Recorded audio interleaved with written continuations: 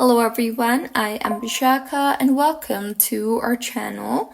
Now let's get right into the tutorial.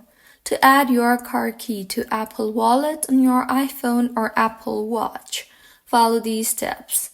First, open the car manufacturer's app, email or text message, or use your car's display and follow the instruction to set up a key. When redirected to the Wallet app, tap on the Continue button and place your iPhone on the key reader while pairing with your car. Once the pairing between your iPhone and car is complete, tap on the Done button.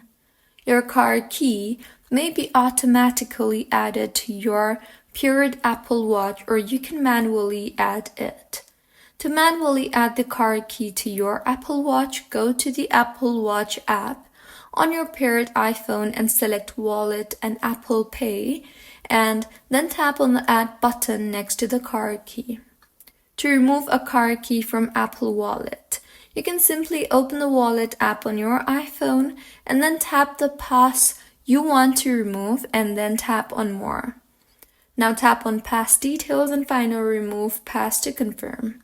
By following these steps, you can conveniently add and manage your car key on Apple devices for easy access and use.